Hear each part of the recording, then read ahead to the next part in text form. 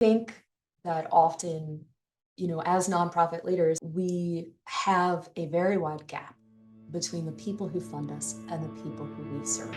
And I truly believe that is a really artificial gap.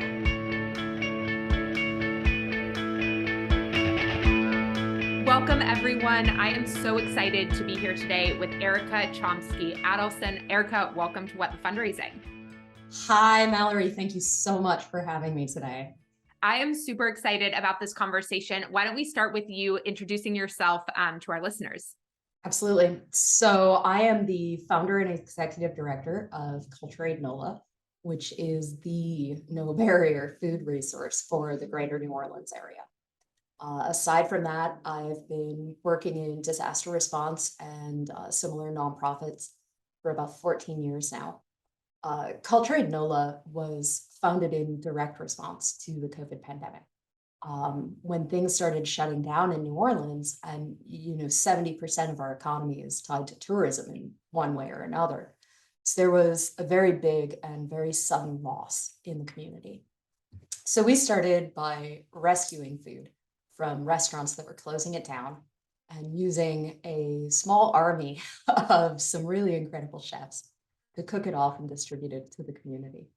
On March 23rd, 2020, we went out and cooked and served 500 meals.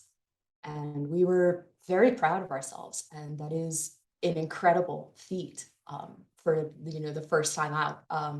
But it wasn't enough. And so the next week we went out and we served 700 meals. Once again, proud of ourselves. Still wasn't enough. Still turning hungry families away. So the next week we went out and served 5,000 meals, and it's been growing from there. We currently operate out of 2 distribution sites in New Orleans, and we are serving about 3,000 people a week. We focus on fresh groceries. We believe that everyone deserves to feed their families good food, food that they want to cook, that they want to share.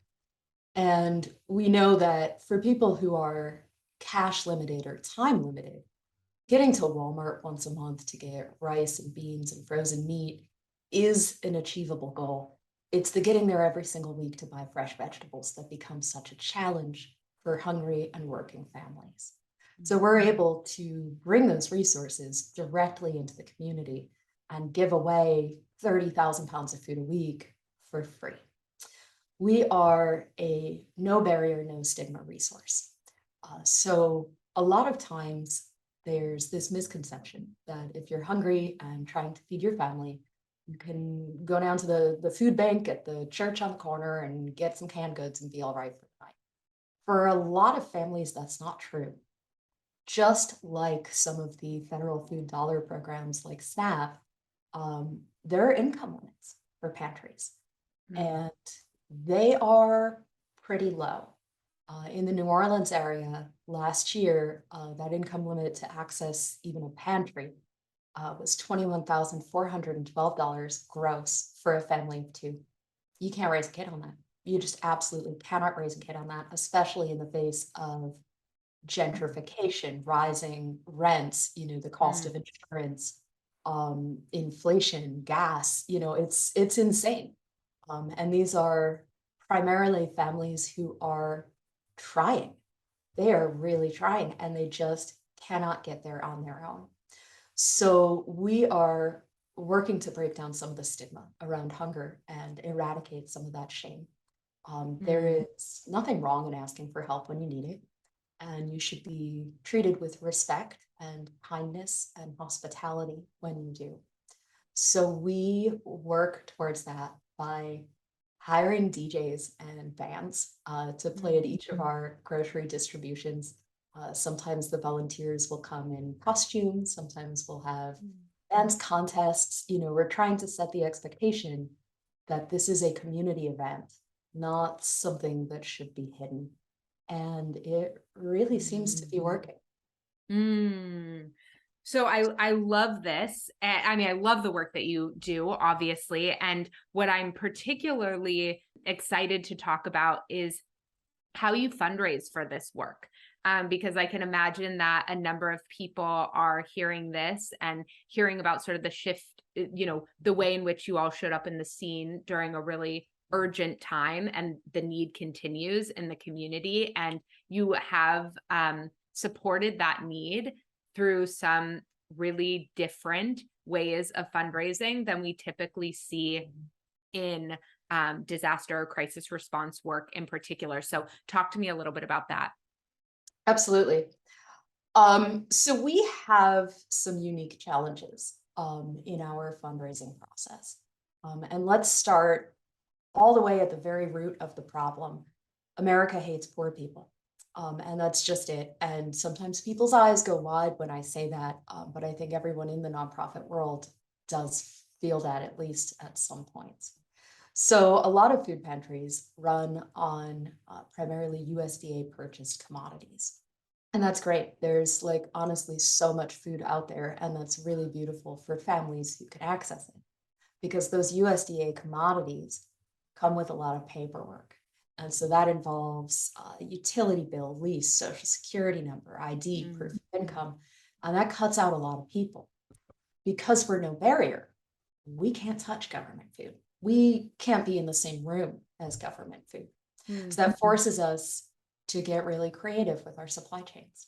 So sometimes we're able to work with our partners and others in our network to go out and buy a semi-truck of sweet potatoes from Idaho and bring it in and share it around all over the area. And that's really beautiful. But last year, that truck cost me $1,500 to bring in, and this year it costs me $7,000.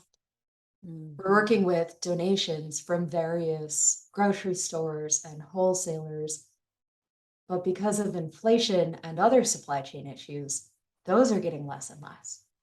We purchase from small farmers, small locally owned, woman-owned businesses in town, but those prices are going up. And at the same time that we're seeing all of this breakdown, and let's face it, a little bit of donor fatigue, we're serving more people than ever. In July, we had more families in line than we did at the height of the pandemic in summer 2020. So there's significant hills to climb with that. And it's complicated by the fact that since we are no barrier and we aim to keep everything completely anonymous, we're not able to tell some of these stories that a lot of other people in our sector do. I think if you imagine some of the most common appeals that you would see from a food bank, it's usually a picture of a hungry child or a hungry little old lady. Maybe they're smiling because they got food. Maybe they're holding their favorite food. And we're telling stories, particularly on social media, about what this family or this person has went through to get to this resource. We can't do that because we're not asking people their names. We have rules against taking pictures. And it's a challenge to be able to get this message across about the immense need, the growing need, and the value of our work without being able to push those emotional buttons for donors.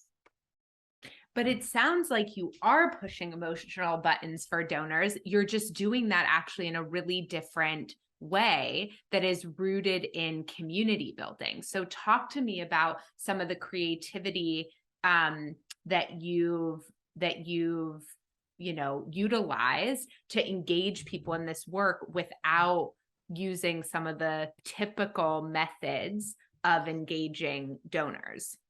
Yeah, absolutely. So one of the things that we've found has been really helpful is actually just word choice. So I'll start by saying I am a word nerd. Words are containers for meaning. Words are important. We need to be careful and respectful with them. So we're trying to set a standard of using our words wisely. So we don't say the word need on site. We found that when we were going up and down the line and saying, how many families do you need groceries for? People would say one or two. When we started asking, how many families do you want to pick up groceries for? Or do you know anyone that could use a few more groceries? Those numbers went up. And we know that that hunger was there. It just wasn't a need that was being met. At the same time, we refer to people as guests, not clients. And I think that that messaging comes through in our fundraising materials. And I think that there is a value to holding that specific line as a brand standard. And I do think that that resonates with our donors because it is so wildly different than what our industry is used to. How much transparency have you had with your donors around those choices versus, having sort of brand guidelines around the terminology you use?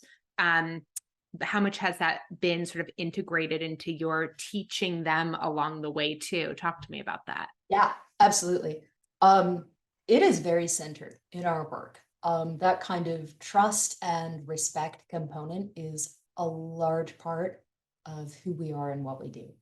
So I am constantly talking about word choice. I am constantly talking about the difference between want and need, the difference between guest and client, the difference between getting resources for someone and giving resources to someone.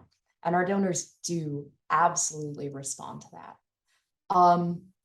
I think it's often for us somewhat difficult to express the urgency and the scope of some of these needs without falling into some of those traps, whether it's the trap of you should feel pity for this person, you should feel sympathy, when what we need to be doing is building empathy, or this is urgent, this is real, this is bad. Well, we don't want to scare anyone because our mailing list has donors and guests, and we don't want to freak them out. And it's a hard line to walk. I think one of the ways that we really succeed in meeting that challenge is by coaching our people, our staff, particularly our communications team, but also our volunteers and our core supporters in the reasons behind our choices on that matter. And I think once they hear it, they get it.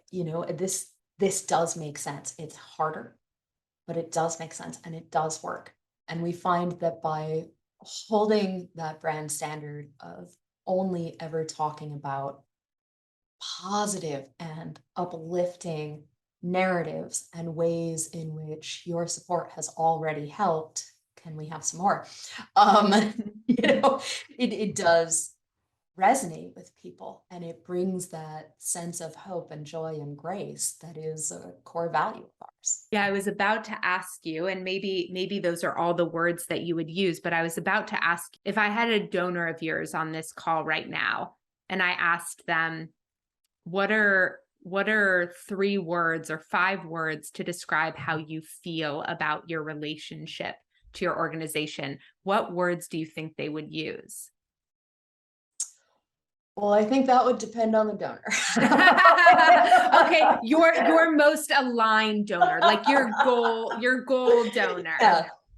I would really, in my dream world, some of the words that a donor would use to describe us would be those that are in our mission statement, which would be dignity, grace, and hospitality. We talk about trust a lot. When we first started this, and to this day, we get a lot of questions like, if you're not collecting paperwork, if you're not checking income, how do you know that these people really need it? How do you know that they're not taking advantage of it? And to me, I don't know if we can swear on this show or if you're going to bleep me Do out. whatever you want. Bullshit question. Oh, wow. First of all, if you're going to wait in line for 4 hours, I'm going to go ahead and trust that you're hungry. If you tell me that you're hungry, I have no reason not to believe you. And I am of the opinion that there is no such thing as taking advantage of a food distribution. There is no one more deserving than the other. If it satisfies a need in you to come get groceries, whether that's you are hungry right now, you don't want to be hungry next week, it makes you feel good to pick up for the little old lady down the block, or even just having this extra $20 that you might save would keep your lights on, would buy your kids new shoes, would allow you to pay Netflix so that you have something fun to do because people deserve joy. And I think that really has resonated with our donors. I think that does get more traction than we think. We all get so very many email appeals constantly. I try and put an away message on around Giving Tuesday, but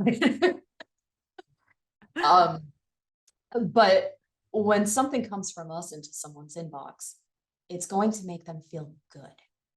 They're going to see direct and tangible results of the work that they did to support us getting here together. Whether that's that they gave money or they volunteered or they told a friend or they reshared a social post, we're able to show them the good work of what they did without bumming them out. Mm. I have a lot I want to say on that topic, but I'm gonna hold myself for 1 second, and I'm gonna ask you another question, and then maybe we dig in a little bit deeper around some of those pieces that you said that are so important. Because I'm curious. So you don't use the typical disaster porn, poverty porn, crisis language, Yes. and yet you are showing up for community in the midst of crises. Yeah. And I'm curious, time box moments in fundraising are really powerful from a fundraising perspective. And I think, we could get into a conversation around how, they're bad or good, but I actually think they're just a tool, and it's the application of the tool that can be harmful or not harmful.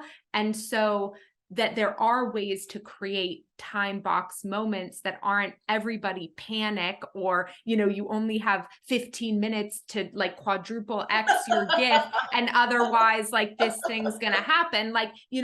Okay, yes, that's not what we're talking about, but how can we create not urgency that wrecks our nervous system, not urgency that that takes away the dignity of another person, but urgency because the time is now and we want to show up for our community now. So can you talk to me a little bit about that? Do you guys ever use time box moments that feel good? What does it look like? We absolutely have. When we do stuff like that, it tends to be about a success, about a win. Today, with your help, with your support, we distributed twice the amount of groceries as usual. Today, with your help and your support, we were able to accomplish X in partnership with our community. And those really do work. But so coming from 14 years in disaster response, that is the epitome of the feast or famine funding cycle, right? Disaster response organizations make money when something bad happens, and thanks climate change for the job security on that.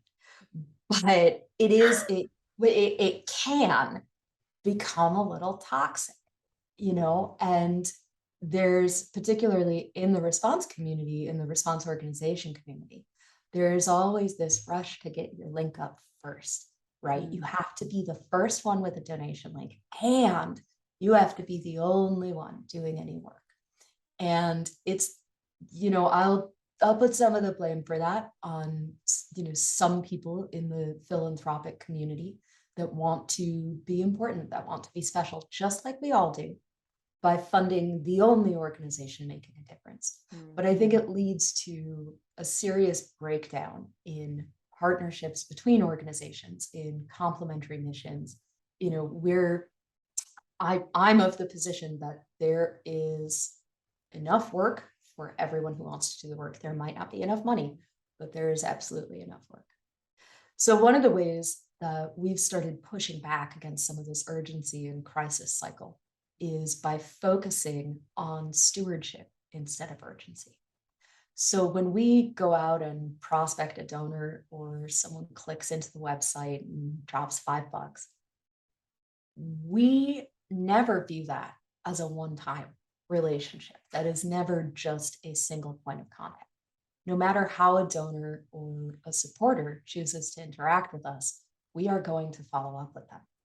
Now, that'll start through the website with the automated email receipt that Nation Builder so graciously provides, because wow, do I not want to do that. Often that will be followed by a handwritten thank you note. And that's for almost every donor. They will be able to opt into our lists. They will get supporter emails. We will ping them when something big is happening, or we need to brag, or we need to ask for help again. And we have found that that strategy is extremely successful. Those building relationships works better than trying to scare people into giving us money right now. Because if we scare them and we tell them this is urgent, you have to do it right now, and if you do it, everything will be okay, we can't go back to that well. What you're saying is so important. And it's interesting because at the beginning of this conversation, you said some things, like I heard you use some words around your fundraising, like we have some unique challenges and we can't maybe have the same emotional connection. And I think the thing I really want to make sure that everybody listening to this understands is you can give a donor a positive, like a hormone release in their brain of like, without doing all that slimy stuff. And in fact, it's much, much, much better. I mean, the reality is like the quick win. We complain so often in this sector about donor retention, and yet we are designing for exactly the results we're seeing, right? That type of false urgency, dropped promises, lack of relationship building, lack of community. It gets you a favor, guilt, shame gift. That one time it soothes someone's anxiety that you've created for them, but they don't want to deal with you after that, right? It's like they just want to get out of that anxious moment. Good. People want to feel good. And that, that goes to, both ends of the spectrum that we serve, whether it's the people who want a little help with groceries that week and want to feel good about how they asked for it and how they received that help, all the way up to the donor who wants to support the mission. I think you're never going to get as much buy-in from the philanthropic or donor community if you're trying to make them feel bad. People don't give you money when they feel bad. They want to feel good. They want to feel like they're helping. And there's ways that we can encourage that and lift that up and center that. Our organization occupies a kind of weird liminal space between, a traditional nonprofit and a more grassroots type of approach. And we get lumped in with either, depending on who's doing the talking and what we're doing at the moment. But it forces us to really pay attention about bringing someone into our community, bringing someone into our work, as opposed to just viewing them as a checkbook. Can you define for me or explain to me a little bit when you say that sort of intersection of like a grassroots organizing versus traditional nonprofit, what are the elements of grassroots organizing that you all do that you feel like are really unique? Yeah. Our no barrier model, like just straight up our entire model, right from the beginning, with the trust, with the respect, with the no questions, with the trying to uplift people in their own times of their own personal crises. That definitely comes from a community organizing place.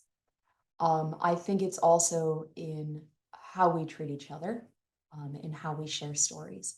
One of my favorite things, and like this, when I need a moment of joy, when I'm, kind of up in it and I need to come out for a second, one of my favorite things in the world is a lot of our, core volunteers, best volunteers. They show up every single time. They work their butts off no matter what the weather is. They used to be in line. And we've got a lot of volunteers like that. They used to wait in line for 4 hours. They used to pick up for themselves, maybe sometimes for family and friends, but now they are the providers. They are empowered. They are serving groceries to others, and they're still getting what they need. They're still going home with groceries, but they're able to have that sense of empowerment, of personal accomplishment, and of doing good. I think that often, as nonprofit leaders, and I'm certainly guilty of this as well, I think we all are, we have a very wide gap between the people who fund us and the people who we serve. And I truly believe that is a really artificial gap. And I think COVID ripped the Band-Aid off of that in a lot of ways. There were a lot of stories about people who had donated or volunteered at food banks and now were in line at food banks and they never thought they'd be here, and we were serving just like not the people you'd expect. I mean, we were serving people who drive up in Mercedes. They were wearing suits. We still serve people who are clearly not okay with asking for help. And these people might have been or may yet be our donors. And the people in line might be our donors too. And it's about approaching both ends of that spectrum with an equal amount of respect. As you were talking, one of the things that I was thinking about was that question I'd asked you before around how would you say a donor feels who works with you? And what I had intended to ask you after that and then got sidetracked by your, engaged in your answer was how does a guest feel? And what I think I'm hearing you say right now is that a guest, a volunteer, a donor, the goal is actually that their kind of emotional experience, their like human experience with the organization is equal, that all of them are actually having those same, they're also going to be bringing their own stories and their own experiences, but that what they feel from the organization are those core values. Am I hearing that right? I would like to think so. I think, and I said, there's that artificial gap between peers and people served, right? And if we start thinking about that as a spectrum, instead of two separate, buckets, I think we do a lot better because every single person in that entire chain is supporting us. So that's, some of the philanthropic funders and the individual donors, they're supporting us. Our volunteers are supporting us. And the people in line are supporting us too. They're not auxiliary. They're not an afterthought. They're not just why we're here. They're actually helping us do this. They're helping us do it better. They show up every time. They give us their trust. They give us their time. And yeah, they give us our gratitude too. And I don't often like to focus on that, but it is real and it does feel good. And all of those parts have to come together for a work like this to be successful. And if any single one of those parts fell out, this type of thing wouldn't work. Are you familiar with the community-centric fundraising principles? I'm a little bit familiar. I wish I knew more. I probably should have looked it up before I walked into this meeting. No. Oh my gosh, you would have had no idea that this is particularly on my mind today because I just posted something like I saw when you were saying that and tell me if I'm perceiving something, putting my own experience watching this a lot, but that the discomfort around acknowledging the good feeling that donors get, right? I think there's this space we're struggling to talk about in the nonprofit sector, which for organizations that are making radical shifts around not using old school donor-centric practices, but then watching in real time their donors have centered experiences in their own worlds, right? Like there's a difference between an organization centering donors and a donor feeling at the center of their own experience to your organization. Yes. Right? Oh, I love that. That's so good. Can I steal that? Yes, steal it. I've never said it before, but this is what I've been really processing recently is like those are two different things. To show up for a donor with empathy that allows them to center themselves in their own story in relation to your organization, that is important. And that is very different than them being centered in the work of your organization. And it sounds like you agree. Yeah. Can I talk about nation builders specifically for a second? Yeah, sure. So I love when people want to talk about tech. this is my Yeah. sort of involve me. So here's something that Nation Builder provides that definitely supports this type of, communication style, but also actually was a driving force in us deciding on this style. So in Nation Builder, when someone interacts with you, they're listed as a supporter. So that's going to encompass everyone who clicks through the donate button will be tagged as a supporter. Everyone who clicks up for a volunteer shift is going to be tagged as a supporter. Everyone who calls us asking for help or leaves a comment for us, how do I get help, is tagged as a supporter. And it's this really visual, really absolute equalizer, because yeah, we can easily sort for donors, sort for volunteers, sort for anyone who left a comment on Contact Us. Absolutely. But when we're looking at these total numbers of people who interact with us in any way, shape, or form, they are all supporters. And that makes a difference. It really does. Like, I think on a psychological level, even for our team, it makes a difference to not immediately be able to tell who is giving us help and who is getting help from us.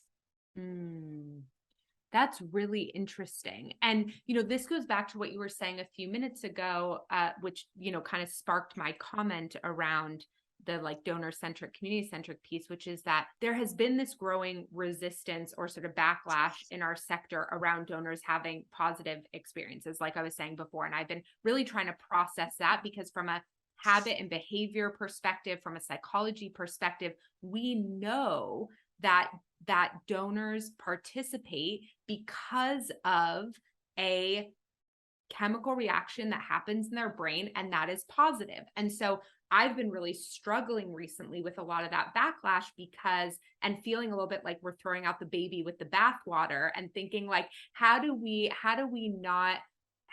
allow for the very real psychological experience of the donor, allow for that to be included as well, and not just say we don't want to do things that make the donor feel good, because then all of a sudden they're centered, because that's going to ultimately have a really, really big impact on our fundraising.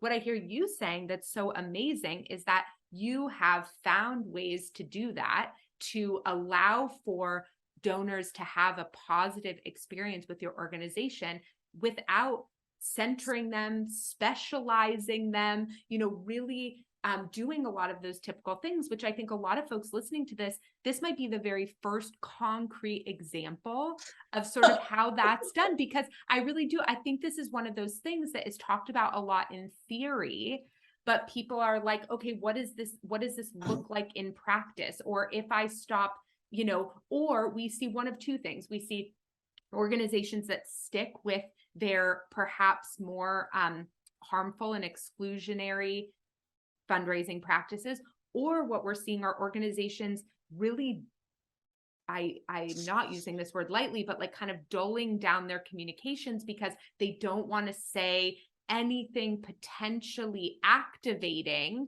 because then it would be, creating a donor experience that then might put them back at the beginning, or put them back sort of in the center of the story. And I don't think those things are in conflict, but I think the way we've been talking about them in the sector has been in conflict. And there's the 8th community-centric fundraising principle is we promote the understanding that everyone, donors, staff, funders, board members, volunteers, personally benefits from engaging in the work of social justice. It's not just charity and compassion. And to me, that's like everyone benefits. Yes. Yeah. I think that's it, and It's been interesting for us because we started on the premise that people deserve joy. Mm, And that sounds sometimes trite, sometimes maybe willfully ignorant to some people. You know, how do you mm, deserve joy? Like, what it, no. Um, mm, but it's true. And that philosophy especially works in New Orleans. We are all about joy. We are all about dancing. We are all about music. We are all about food. We are all about community care. So being able to start from the premise that everyone who interacts with us should have a positive experience, should feel good about Culture Aid.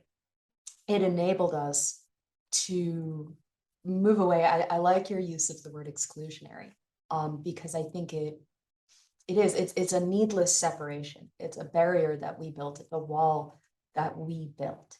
And, you know, particularly in hunger relief, and particularly during the time of COVID, which was like such an equalizer, um, there, I think there was a lot of inclination towards this could be you, be grateful it isn't. mm, That's kind of shitty to do to people. And instead, if we approach donors and we can say, you are already a part of this work. mm, I know when I donate to things, I, I want that dopamine hit, right? And, clicking donate is almost as good as clicking add to cart. And we want people to have that feeling. We want them to enjoy it. When I'm looking to donate to things, I'm a nonprofit nerd, so I'm looking at 990s and impact mm, reports. mm, But it's also about feeling that I can make a difference, that my contribution, specifically my contribution, will be valued. When we're asking donors to give money, we are asking them to give their time. They had to work to make that money. They're choosing to give it to us instead of spending it on something else for themselves. And we have to reinforce that behavior. And like I mm. said, at the other end of the chain, we're asking people to give us their time to come for groceries. So once we think about the value of donor time as opposed to the size of the check, I think we get into some really interesting spaces. We definitely have major donors who write big checks, and gosh, do we love that. Um, but we've got a lot of people who give us $2 a month. And that's really cool to me because what that tells me is they're invested in this. They want to be a part of the community. They see the importance of this work and the way in which we're going about it, and they are giving us what they can. And there's so often that kind of, I think particularly when we get into sometimes give get requirements for boards, there's always that like, is this equitable? Are we only attracting rich people to the board? Mm, But once we start valuing time and intent, we end up in a lot more equitable space. mm.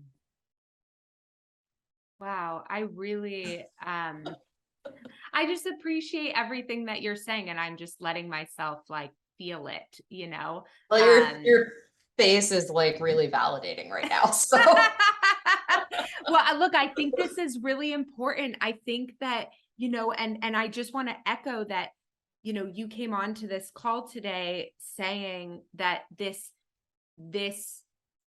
methodology of fundraising is not without its challenges. And I think that's also really important to sort of double click on because I think that if we want to be doing this work with the level of intention that we're talking about right now, it is going to require discomfort and uncertainty and and restraint, frankly, like the yeah, restraint to not give in um to the polls around major donor requests sometimes, or the unsatisfied person over here taking more of your time than right, like to yeah, it that is hard work. And Yeah. so I think for folks who are, and I don't say that to scare people away from doing it. I say it to set expectations for doing it, because for me, I think what breaks my heart sometimes is like the quick out, the like intention setting around wanting to do this as an organization, and then all of a sudden it gets complicated and we revert right back to all the old ways Yeah. we've fundraised. And so I think people preparing themselves for a road of discovery and iteration and learning and listening and mistakes and all of these things is just a really critical part of the process. For us, I think it was really crucial to have full staff buy-in to this.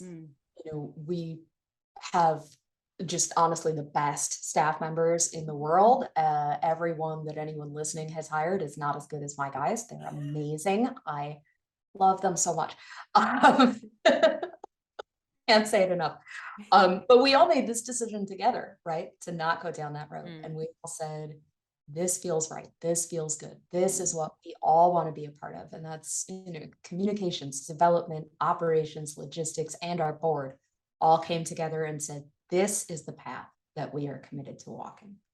And it's also really important that anyone who sets out to do this, you can't half-ass something like this, because you're going to get the messaging confused. You're going to trip yourself up and it's not going to look authentic. And so we carry this philosophy through even into our grant writing, which, is not usually public, is kind of hidden. We get to, say the nitty-gritty details of stuff.